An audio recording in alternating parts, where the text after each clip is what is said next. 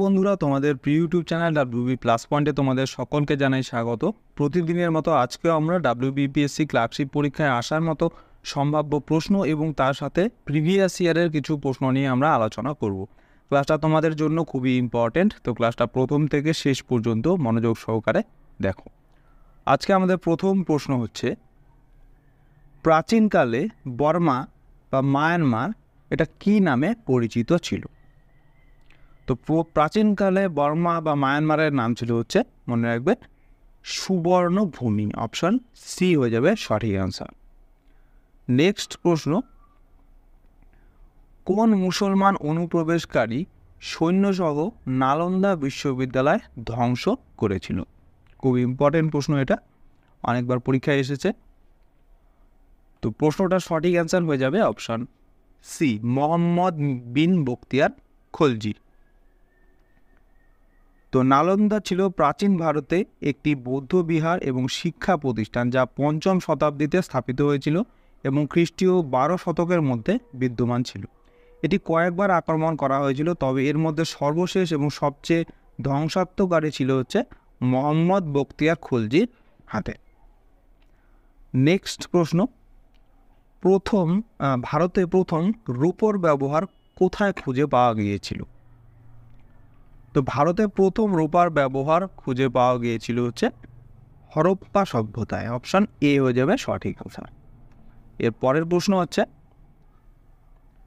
উত্তর মেরুর লিপি থেকে কোন রাজ্যের প্রশাসন সম্পর্কে জানা যায়? চালুক্য, সাতবাহন, পল্লব নাকি চোল রাজাদের?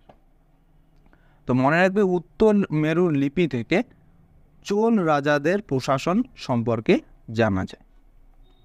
তো চোল রাজবংশ ছিল একটি তামিল রাজবংশ। দক্ষিণ ভারতের কোনো কোনো অঞ্চলে এই সাম্রাজ্যই ছিল সর্বাপেক্ষা দীর্ঘকালীন সাম্রাজ্য। চোল রাজবংশ প্রথম নথিভুক্ত উল্লেখ পাওয়া যায় খ্রিস্টপূর্ব 3য় শতাব্দীতে লিখিত সম্রাট অশোকের শিলালিপিতে। নেক্সট প্রশ্ন, খানুয়ার যুদ্ধ কাদের মধ্যে হয়েছিল? তো খানুয়ার যুদ্ধ হয়েছিল, মনে রাখবে, এটা বাবর এবং রানা সঙ্গের মধ্যে। তো খানুয়ার যুদ্ধ 1527 সালে সংঘটিত হয়। এটি মুঘল সম্রাট বাবর এবং মেওয়ারের রাজপুত রাজা রানা সাঙ্গার মধ্যে এই যুদ্ধ হয়েছিল এবং এই যুদ্ধে বাবর বিজয়ী হয়েছিল। নেক্সট প্রশ্ন, বাণভট্ট কার সভাকবি ছিলেন? তো বাণভট্ট ছিলেন হচ্ছে হর্ষবর্ধনের সভাকবি। বাণভট্ট ছিলেন খ্রিস্টাব্দ 7ম শতাব্দীর ভারতীয় সংস্কৃত একজন পণ্ডিত। তিনি বাণ নামে সর্বাধিক পরিচিত ছিলেন, আর তিনি ছিলেন উত্তর ভারতীয় রাজা হর্ষবর্ধনের সভাকবি। নেক্সট, 738 খ্রিস্টাব্দে আরবগণ কাদের দ্বারা পরাজিত হয়েছিল? তো 738 খ্রিস্টাব্দে আরবগণ চালুক্য রাজাদের দ্বারা পরাজিত হয়েছিল। নেক্সট প্রশ্ন, দিওয়ানি আমির কোহি এর প্রতিষ্ঠা কে করেন? ভেরি ভেরি ইম্পর্টেন্ট প্রশ্ন। তো দিওয়ান-ই আমির কোহি এটা প্রতিষ্ঠা করেছিলেন হচ্ছে মোহাম্মদ বিন তুগলক। Option C. তো মোহাম্মদ বিন তুগলক দিওয়ানি আমির কোহির পদের পরিচয় দেন, আর এই বিভাগটি হচ্ছে কৃষি বিষয়ের সাথে সম্পর্কিত। এটা ভালো করে মনে রাখবে, এটা পরীক্ষায় আসতে পারে, যে এইভাবে আসতে পারে যে দিওয়ানি আমির কোহি যেটা মোহাম্মদ বিন তুগলক যেটা প্রতিষ্ঠা করেছেন সেটা কৃষির সাথে সম্পর্কিত। তো অ্যান্সার হয়ে যাবে এটা কৃষি সম্পর্কিত একটি সংস্থা। তো এই বিভাগের প্রধান ছিলেন হচ্ছে অফিসার আমির-ই কোহি, আর এই বিভাগের লক্ষ্য ছিল দোয়াব চাষের অবস্থার উন্নতি করা। নেক্সট প্রশ্ন, প্রথম কোন চার্টার অ্যাক্টের মাধ্যমে ইস্ট ইন্ডিয়া কোম্পানির চা ছাড়া অন্যান্য সব দ্রব্য সামগ্রীতে একচেটিয়া ব্যবসা জুড়ে দেওয়া হয়েছিল? তো এটার সঠিক অ্যান্সার হয়ে যাবে 1813 সালের চার্টার অ্যাক্টের মাধ্যমে এটা করা হয়েছিল। আর 1813 চার্টার অ্যাক্টের মাধ্যমে আরও কিছু করা হয়েছিল, এগুলো হচ্ছে ইস্ট ইন্ডিয়া কোম্পানির ব্যবসার মেয়াদ 20 বছর বাড়ানো হয়েছিল। এরপরে ভারতে খ্রিস্ট ধর্মের প্রচার শুরু হয়েছিল। নেক্সট প্রশ্ন, মাদ্রাজে স্বদেশী আন্দোলনের নেতৃত্ব কে দিয়েছিলেন? ভেরি ভেরি ইম্পর্টেন্ট প্রশ্ন। তো মাদ্রাজে স্বদেশী আন্দোলনের নেতৃত্ব দিয়েছিলেন চিদাম্বরম পিল্লাই। অপশান সি হয়ে যাবে সঠিক অ্যান্সার। এরপরে দেখো, চিদম্বরম পিল্লাই মাদ্রাজের প্রদেশের পূর্ব উপকূলে তুতিকোরিনে স্বদেশী স্টিম নেভিগেশন কোম্পানি প্রতিষ্ঠা করেছিলেন। এরপরে সৈয়দ হায়দার রাজা দিল্লিতে স্বদেশী আন্দোলনকে জনপ্রিয় করেছিলেন। এরপরে লালা লাজপত রায় এই আন্দোলনকে পাঞ্জাব এবং উত্তর ভারতে নিয়ে যান। আর সৈয়দ হায়াত রাজা দিল্লিতে স্বদেশী আন্দোলনকে এটা তো রিপিট হয়ে গেছে। এরপরে দেখো, বাল গঙ্গাধর তিলক ইনি হচ্ছে পুনে এবং বোম্বেতে স্বদেশী আন্দোলনকে ছড়িয়ে দিয়েছিলেন। নেক্সট প্রশ্ন, নিম্নলিখিত গান্ধীজির কোন অনুগামীর জীবিকা ছিল শিক্ষকতা? তো অপশনগুলোর মধ্যে সঠিক অ্যান্সার হয়ে যাবে জে.বি. কৃপালিনী। তো জে.বি. কৃপালিনী হচ্ছে ইনি শিক্ষকতার সাথে জড়িত ছিলেন। তো কৃপালিনী একজন গান্ধীবাদী এবং সমাজবাদী হিসেবে পরিচিত ছিলেন। তিনি 1888 সালে সিন্ধের হায়দ্রাবাদে জন্মগ্রহণ করেছিলেন। তিনি 1946 সালে কংগ্রেসের সভাপতি হয়েছিলেন।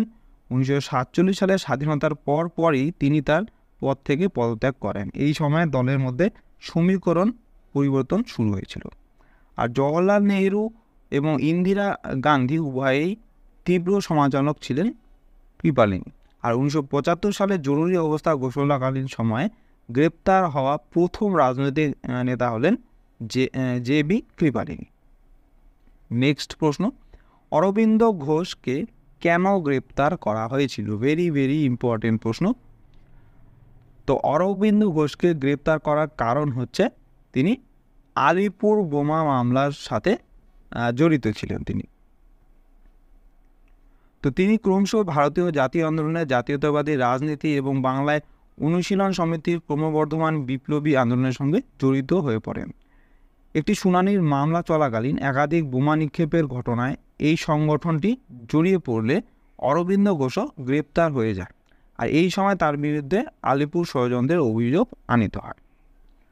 নেক্সট প্রশ্ন, ভারতের আত্মা গ্রামে বসবাস করে। তো এটা কার উক্তি?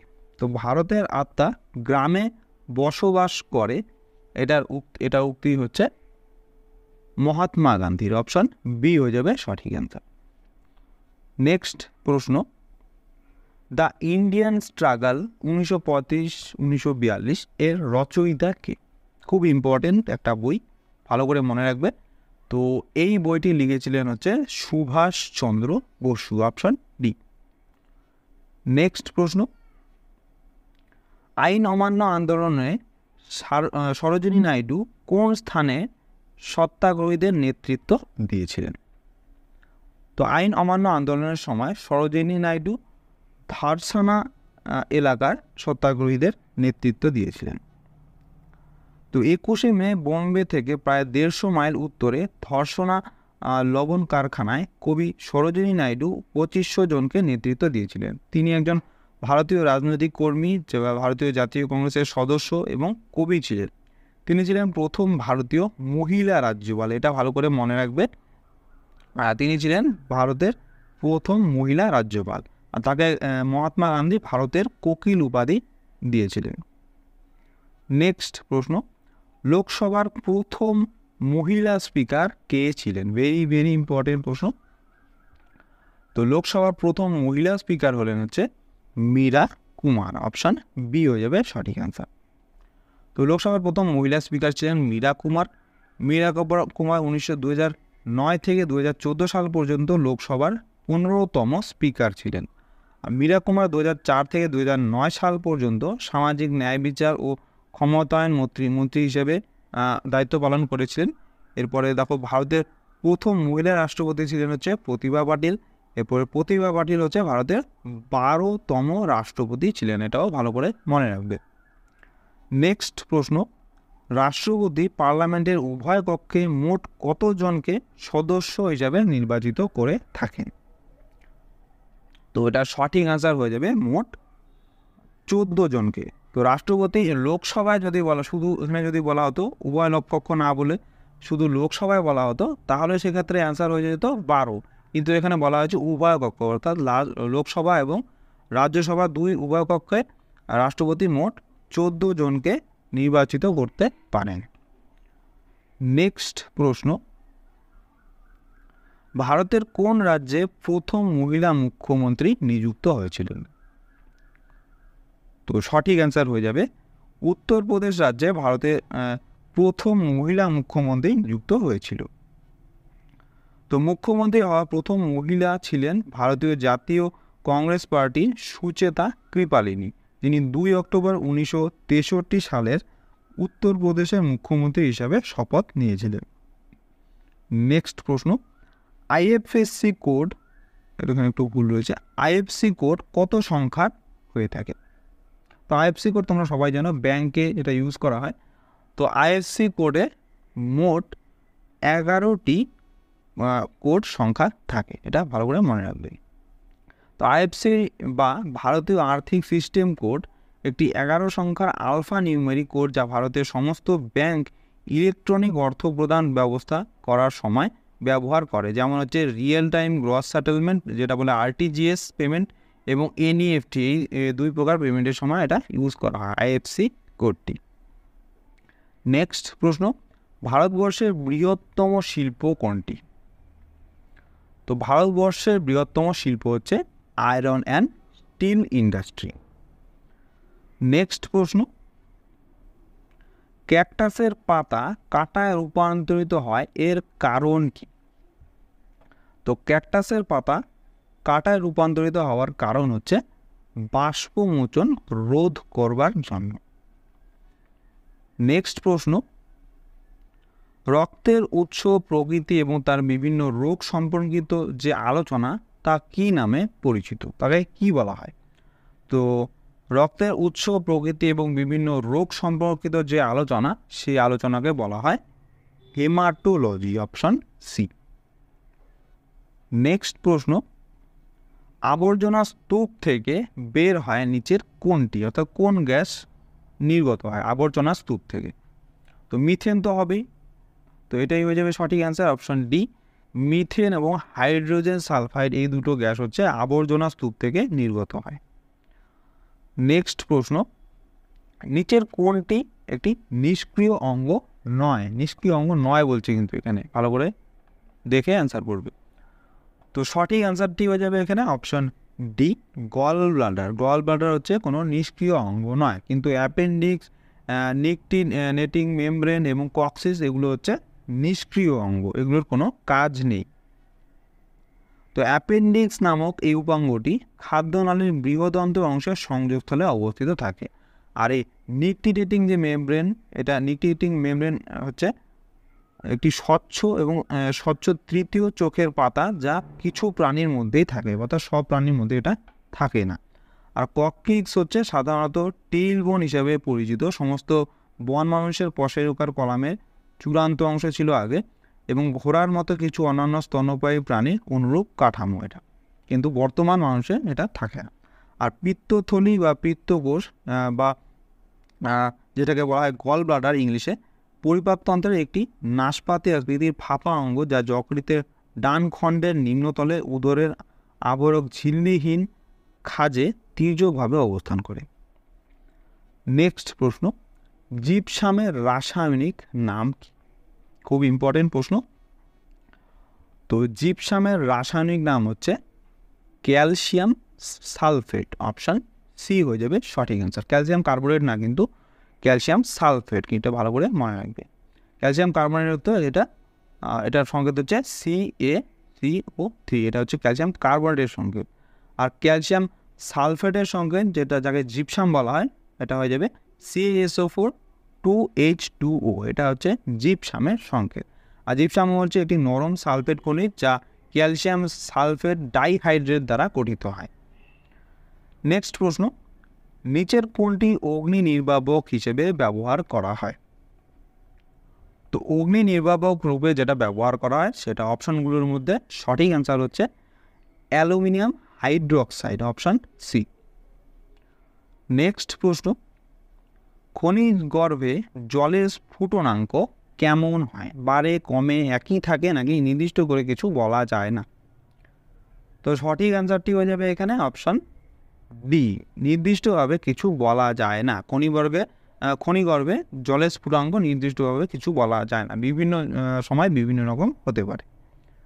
নেক্সট প্রশ্ন, কোন কলা পাতায় প্রস্তুত খাদ্য উদ্ভিদ দেহে পরিবহন করে? তো সঠিক অ্যান্সার হয়ে যাবে ফ্লোয়েম। উদ্ভিদে পাতা দ্বারা সংশ্লেষিত খাদ্য অণুগুলি ফ্লোয়েম নামক বাহক কলার সাহায্যে বিভিন্ন সঞ্চয় অঙ্গ যেমন মূল, কাণ্ড, ফলে স্থানান্তরিত হয়।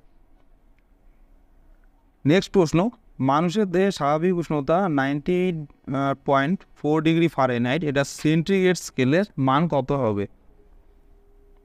তো এটা সঠিক অ্যান্সার হয়ে যাবে option A, 36.89 degree Celsius.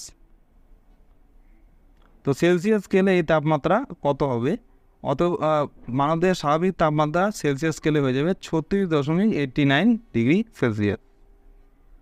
Next প্রশ্ন, প্রাণীদেহে যে কোষ বিভাজিত হয় না তা হচ্ছে কোনটা? তো প্রাণীদেহে যে কোষটি বিভাজিত হয় না সেটার নাম হচ্ছে অপশন বি, স্নায়ু কোষ। নেক্সট প্রশ্ন, মহাত্মা গান্ধী লবণ সত্যাগ্রহের জন্য কতদিন অতিক্রান্ত করে ডান্ডি পৌঁছেছিলেন? তো এটা সঠিক অ্যান্সার হয়ে যাবে মোট 24 দিন লেগেছিল। ডান্ডি মার্চ, যা লবণ সত্যাগ্রহ, মহাত্মা গান্ধীর নেতৃত্বে প্রতিবাদের একটি অহিংস মাধ্যম ছিল যা ব্যাপক জনসমর্থন এবং বিশ্বব্যাপী দৃষ্টি আকর্ষণ করেছিল। 1930 সালের 12ই মার্চ সকাল 6:30টার সময় গান্ধীজি তার আশ্রম থেকে 78 জন স্বেচ্ছাসেবককে নিয়ে ডান্ডির উদ্দেশ্যে পদযাত্রা শুরু করেন। আর ডান্ডি হচ্ছে সমুদ্র উপকূলের একটি গ্রাম যা তার আশ্রম থেকে প্রায় 241 মাইল দূরে অবস্থিত। নেক্সট প্রশ্ন, নওজওয়ান ভারত সভা কে প্রতিষ্ঠা করেন? নওজওয়ান ভারত সভা প্রতিষ্ঠা করেছিলেন হচ্ছে ভগৎ সিং। অপশন সি হয়ে যাবে সঠিক অ্যান্সার। তো নওজওয়ান ভারত সভা 1926 সালের মার্চ মাসে ভগৎ সিং এবং তার বিপ্লবী সঙ্গীদের দ্বারা প্রতিষ্ঠিত হয়েছিল। পাঞ্জাবের অমৃতসর জেলা ছিল সাম্রাজ্যবাদ বিরোধী কার্যকলাপের অন্যতম কেন্দ্র। নেক্সট প্রশ্ন, রাষ্ট্রপতির ইমপিচমেন্ট ধারণাটি কোন দেশ থেকে নেওয়া হয়েছে? তো রাষ্ট্রপতির যে ইমপিচমেন্ট করার ধারণাটা, এটা হচ্ছে আমেরিকা যুক্তরাষ্ট্র থেকে নেওয়া হয়েছে। ভারতের রাষ্ট্রপতির অভিসংশোধন, যেটাকে ইংলিশে ইমপিচমেন্ট বলা হয়, এই প্রক্রিয়াটি হচ্ছে অর্ধ বিচার বিভাগীয় প্রক্রিয়া। সংসদের উভয় কক্ষে একটি বিল প্রবর্তনের মাধ্যমে এই প্রক্রিয়াটি শুরু হয়। নেক্সট প্রশ্ন, ব্রিটিশদের প্রথম বাণিজ্য জাহাজ হেক্টর, যেটার নাম ছিল, যা সুরাট বন্দরে এসেছিল, তার প্রধান ক্যাপ্টেন কে ছিলেন? তো সেই জাহাজের প্রধান ক্যাপ্টেন ছিলেন হচ্ছে উইলিয়াম হকিন্স। অপশন বি হয়ে যাবে সঠিক অ্যান্সার। উইলিয়াম হকিন্স ছিলেন ইংরেজ ইস্ট ইন্ডিয়া কোম্পানির প্রতিনিধি। তিনি হেক্টরের কমান্ডার ছিলেন। 24 আগস্ট 1608 সালে ভারতের সুরাটে নোঙর করা প্রথম কোম্পানি জাহাজ ছিল এই হেক্টর জাহাজ। এটা ভালো করে মনে রাখবে। নেক্সট, সংবিধান অনুসারে ভারত হচ্ছে একটি ধর্মনিরপেক্ষ, ধনতান্ত্রিক নাকি রাজতান্ত্রিক রাষ্ট্র? তো সংবিধান অনুসারে ভারত হচ্ছে একটি ধর্মনিরপেক্ষ রাষ্ট্র। নেক্সট প্রশ্ন, দলত্যাগ বিরোধী আইন ভারতীয় সংবিধানের কোন সংশোধনে বলা হয়েছে? তো দলত্যাগ বিরোধী আইনটি বলা হয়েছে হচ্ছে ভারতীয় সংবিধানের 10 নম্বর তফসিলে বা 10 নম্বর শিডিউলে এটা বলা হয়েছে। ভারতীয় সংবিধানের 10ম তফসিলটি জনপ্রিয়ভাবে দলত্যাগ বিরোধী আইন হিসেবে পরিচিত, যেটা হচ্ছে সংবিধানের 52তম সংশোধনী, যেটা 1985 সালে হয়েছিল, সেটা দ্বারা এটা করা হয়েছিল। নেক্সট প্রশ্ন, লোকসভার প্রথম ডেপুটি স্পিকারের নাম কী ছিল? তো লোকসভার প্রথম ডেপুটি স্পিকারের নাম ছিল হচ্ছে M.A. আয়াঙ্গার। অপশন এ হচ্ছে সঠিক অ্যান্সার। তো M.A. আয়াঙ্গার ছিলেন লোকসভার প্রথম ডেপুটি স্পিকার। লোকসভার তৃতীয় স্পিকার ছিলেন হুকুম সিং। আর K.S. হেগড়ে লোকসভার 7ম স্পিকার ছিলেন। এর সাথে সাথে এগুলো ভালো করে মনে রাখবে। নেক্সট প্রশ্ন, কার কাছে সংবিধান সংশোধনের ক্ষমতা ন্যস্ত রয়েছে? অর্থাৎ সংবিধান সংশোধন করার ক্ষমতা কার কাছে রয়েছে? তো সঠিক অ্যান্সার হয়ে যাবে, এটা শক্তি রয়েছে হচ্ছে সংসদের কাছে, অর্থাৎ লোকসভা এবং রাজ্যসভা উভয়ের কাছে। সংবিধানের ক্ষমতা আইনসভায় ন্যস্ত থাকে, অর্থাৎ সংসদ এবং রাজ্য আইনসভার কিছু কিছু ক্ষেত্রে সংবিধান সংশোধনের জন্য বিশেষ কোনো প্রক্রিয়ার বিধান নেই। বিশেষ সংখ্যাগরিষ্ঠতার প্রয়োজন ব্যতীত সংশোধনের প্রক্রিয়াটি একটি আইনি প্রক্রিয়ার মতোই। একটি সংশোধনী শুরু করার ক্ষমতা শুধুমাত্র সংশোধনের হাতেই। নেক্সট প্রশ্ন, ভারতের নতুন অর্থনৈতিক পরিকল্পনা কত সালে শুরু হয়েছিল? তো ভারতের নতুন অর্থনৈতিক পরিকল্পনা শুরু হয়েছিল 1991।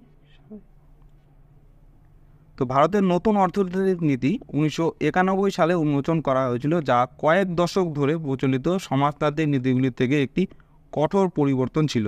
নীতির লক্ষ্য ছিল ভারতের অর্থনীতিকে বাকি বিশ্বের জন্য উন্মুক্ত করা এবং ব্যক্তিগত উদ্যোগকে উৎসাহিত করা। নেক্সট প্রশ্ন এবং আজকের ক্লাসের লাস্ট প্রশ্ন, তো কোন যন্ত্রের সাহায্যে ডেঙ্গু নির্ণয় করা হয়? তো ডেঙ্গু নির্ণয় করা হয় হচ্ছে ইমিউনোমিটারের সাহায্যে। অপশন বি হয়ে যাবে সঠিক অ্যান্সার। তো বন্ধুরা, এই ছিল আজকে আমাদের আজকের ক্লাস। তোমাদের কেমন লাগলো অবশ্যই কমেন্ট করে জানাও। ভালো লেগে থাকলে অবশ্যই একটি লাইক করবে এবং চ্যানেলে নতুন হয়ে থাকলে চ্যানেলটিকে অবশ্যই সাবস্ক্রাইব করে রাখবে এরকম আরও ক্লাসের জন্য। তো তোমাদের সাথে দেখা হচ্ছে নেক্সট ক্লাসে। ধন্যবাদ।